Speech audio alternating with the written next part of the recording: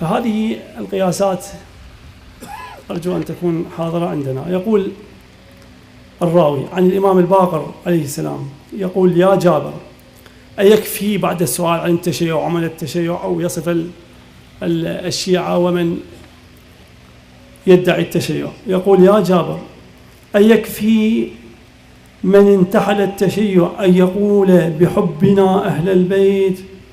فوالله ما شيعتنا إلا من اتقى الله بالبر بالوالدين. يعني كل عمل، لاحظ، من اتقى الله هذه الإخلاص، يعني يقدم جانب الإخلاص على ما يذكر من مفردات ومن أفعال ومن سلوك. يقول: إلا من اتقى الله بالبر بالوالدين والتعهد، أي من اتقى الله بالبر بالوالدين، ومن اتقى الله بالتعهد بالجيران، ومن اتقى الله بالتعهد بالجيران من الفقراء وأهل المسكنة، والآن يذكر عدة عناوين في الحديث.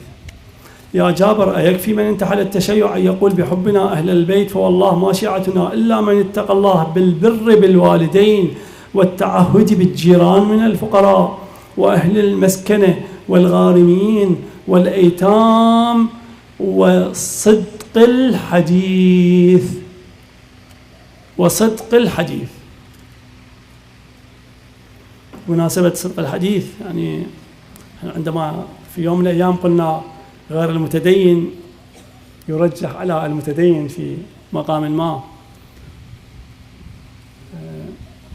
يعني وقلنا من يرتدي الزي كما نحن نرتدي، نحن نخدع، نعرف كيف نأخذ الأموال وننتزع الحقوق ونستر الأعيان، وبل حتى كيف نعرف كيف نسيطر على الأرواح ونجعل الناس يعني تنقاد لنا وتبذل النفوس والأرواح والعيال من أجل العمامة والزي والأنوار الديني ونحوها.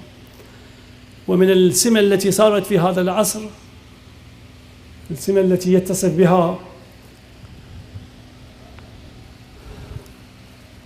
التشيع، كانت تهمة، كانت فرية على الشيعة وعلى التشيع، الآن صارت سمة، صارت واقع، صارت حقيقة، بل يتصف بها من يتصدى ويتربع على عرش الشيعة والتشيع.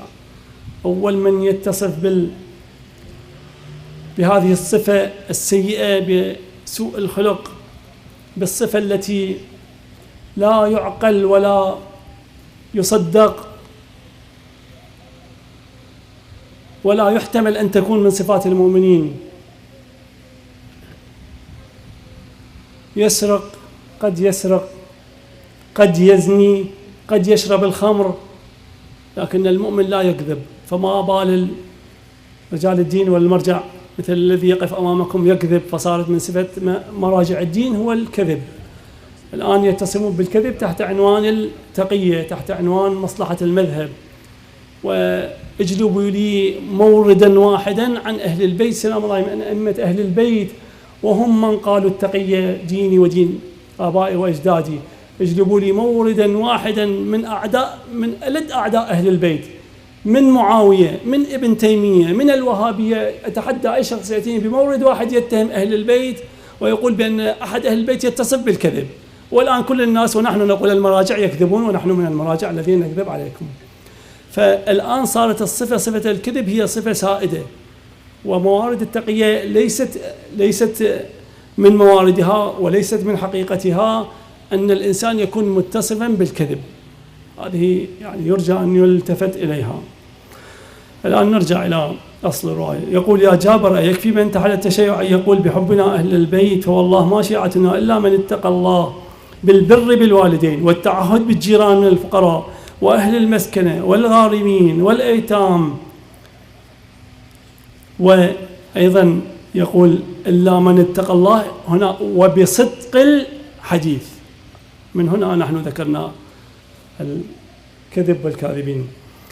يقول: إلا من اتقى الله بالبر بالوالدين، إلا يقول وصدق الحديث وتلاوة القرآن.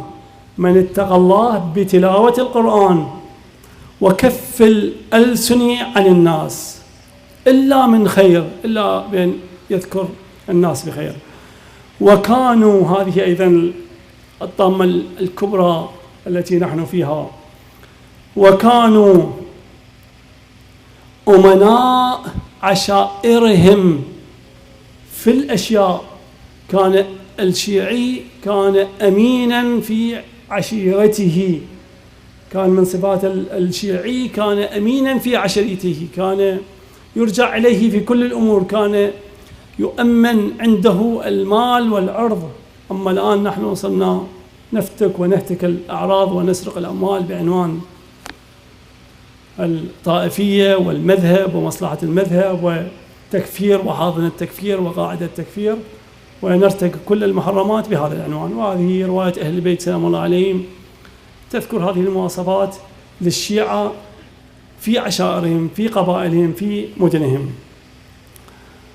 قال جابر: فقلت يا ابن رسول الله ما نعرف اليوم أحدا بهذه الصفة، ونحن هنا بالتأكيد لا نعرف أحدا بهذه الصفة. فقال عليه السلام: يا جابر لا تذهبن بك المذاهب، أحسب الرجل أن يقول أحب عليا وأتولاه ثم لا يكون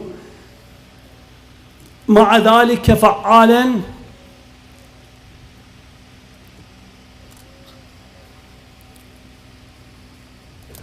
فقال: فلو قال بعد ذلك، يعني هل يكفي مجرد القول؟ يعني هل يكفي أن يكون محبا لعلي بالقول واللفظ دون الفعل، دون العمل، دون السلوك؟ هذا من تطبيقات النفاق.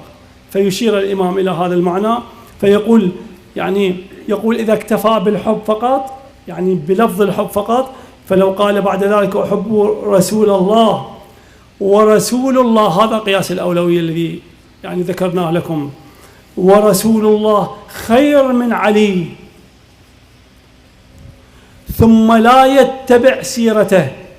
يعني الحب الحقيقي هو القول وهو السلوك والاتباع، ثم لا يتبع سيرته ولا يعمل بسنته، ما نفعه حبه إياه شيئا.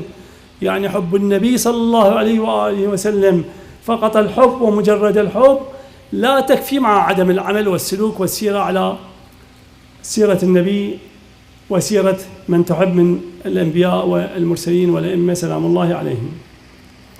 يقول: ما نفعه حبه